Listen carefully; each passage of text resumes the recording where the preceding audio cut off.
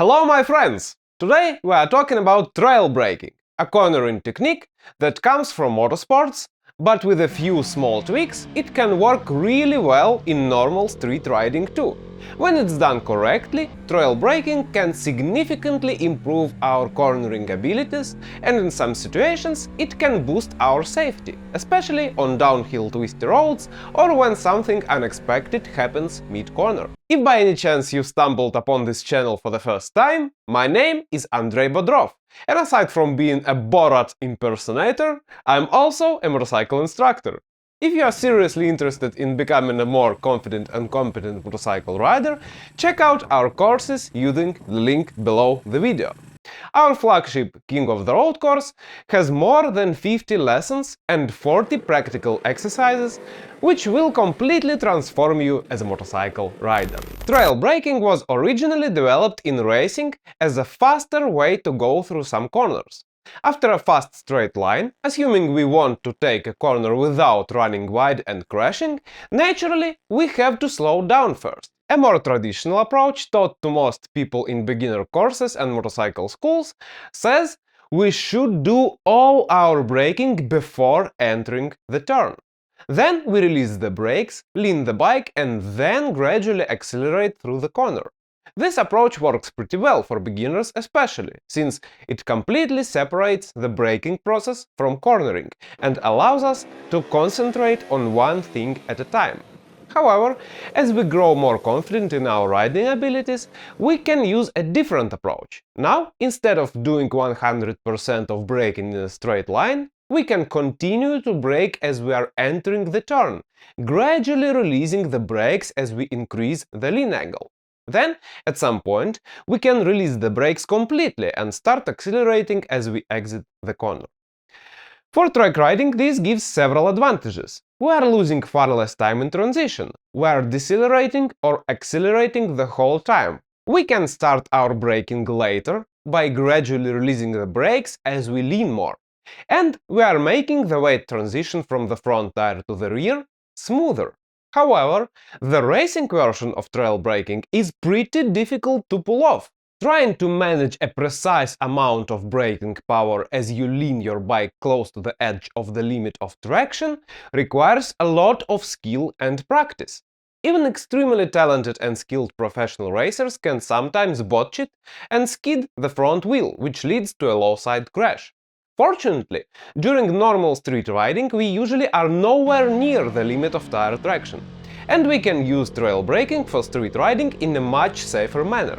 In fact, it gets a whole new meaning. Instead of using it to take on corners as fast as we possibly can, now we can improve our cornering safety. So, how can we use it on the road? Again, as opposed to classic slow look press and roll method, we are keeping some pressure on the front brake as we lean our bike. But since we are not on a track, and we don't need to lean to a maximum possible lean angle, we can keep some amount of brakes through the whole turn, and even stop completely if needed. More so, we can modulate the amount of pressure on the brakes as we see fit.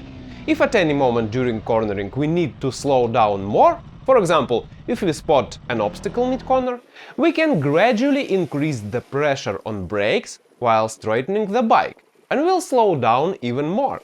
We can easily do it because we were pressing the front brake the whole time, since the beginning of the turn.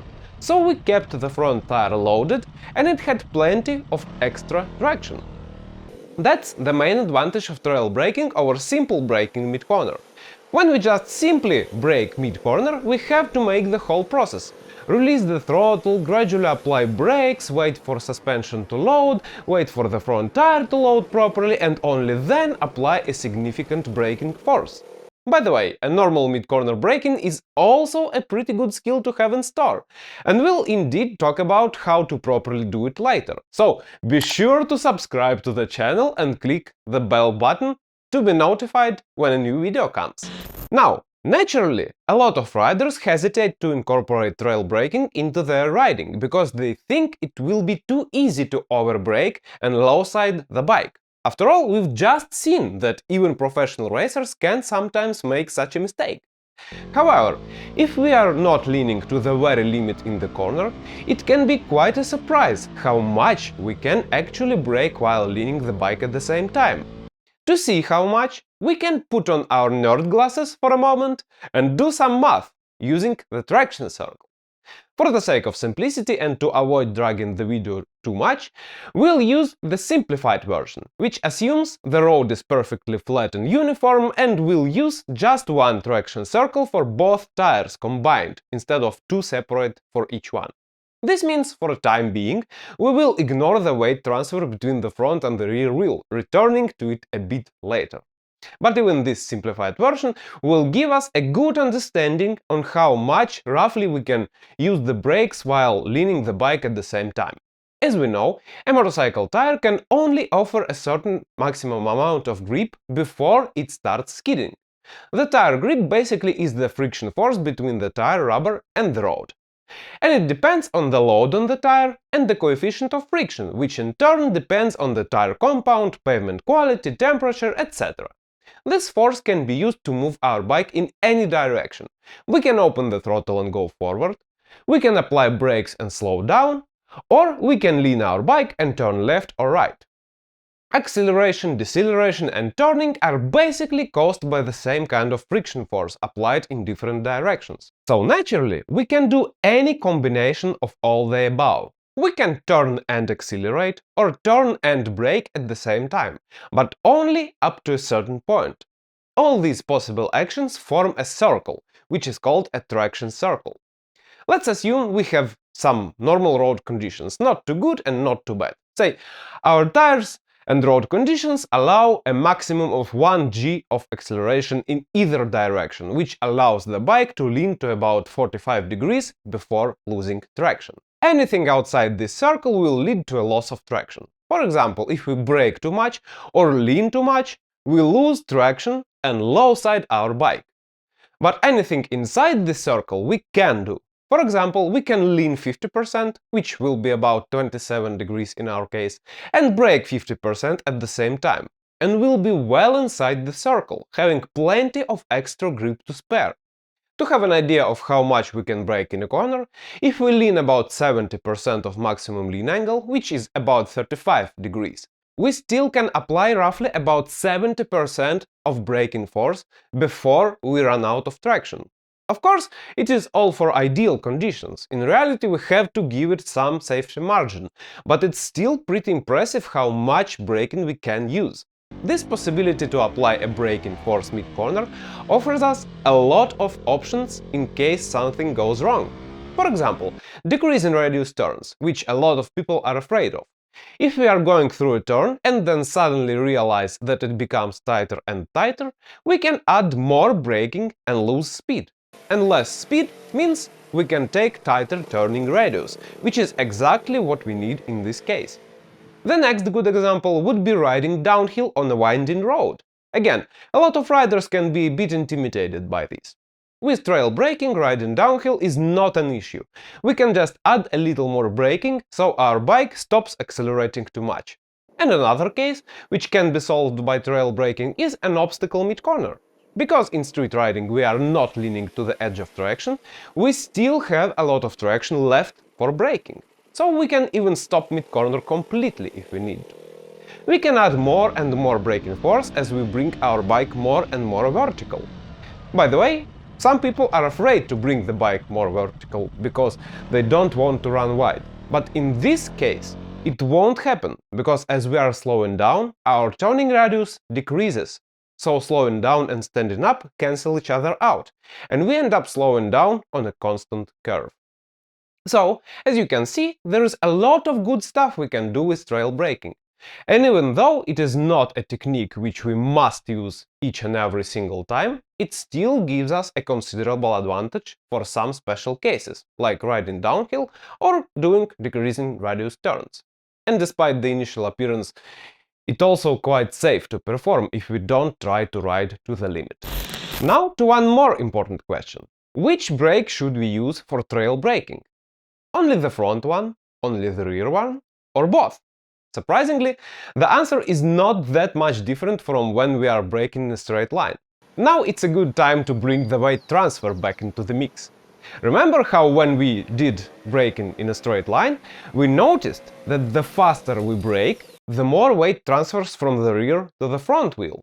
So much so that during really fast deceleration, the rear wheel completely goes off the ground. And the more load is on the tire, the more braking force it can achieve before skidding. So when braking in a straight line, the vast majority of braking was done by the front brake. A similar process happens during trail braking too.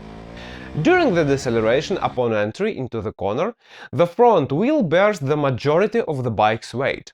Then, as we start leaning more and more and start releasing the brake gradually to allow more traction for cornering, some of the weight shifts back onto the rear wheel. However, still, until the moment we release the brake completely and start opening the throttle, well more than 50% of the bike's weight stays on the front wheel, which means it still has more than half of our total grip and gives us the majority of our stopping power.